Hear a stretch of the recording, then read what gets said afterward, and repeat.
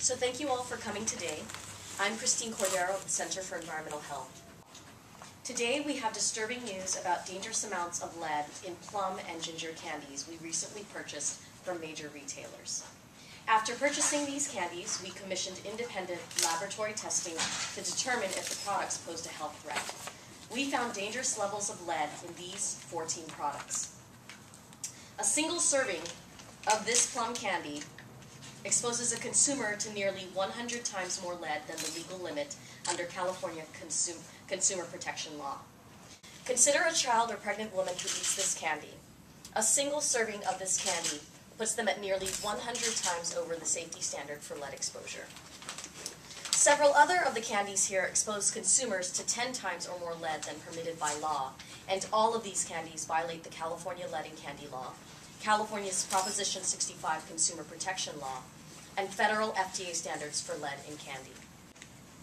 Yesterday, the Center for Environmental Health initiated legal action against 8 companies for violating California law by selling or distributing lead-tainted candies. We urge the companies to take swift action to remove the products from store shelves immediately. Last month, the California State Department of Public Health announced a voluntary recall of one plum candy variety, but our findings of dangerous lead levels in 14 other plum and ginger candy products show that the problem is much more widespread. There is no sure way for consumers to know if these kinds of products are lead-tainted. We found dangerous lead levels in candies from Hong Kong, Taiwan, and China. For now, we recommend that consumers avoid all kinds of these plum or ginger candies. Thank you.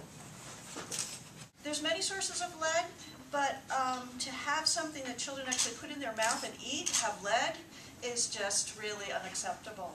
So really what you need to do is stop the exposure when it's happening, get it out of our products, and make sure your child doesn't have lead in their blood by having the blood lead test. One of the things that people may not know is that the most sensitive time for a child to be exposed to lead is actually before they're born, when they're still in their mom. Think about a pregnant mom who's having morning sickness problems and is eating ginger candy to help get through that. That's the kind of thing that we really worry about. We found so many different products where this is a problem, so it's not just a product here and a product there, but really a lot of this kind of candy has problems.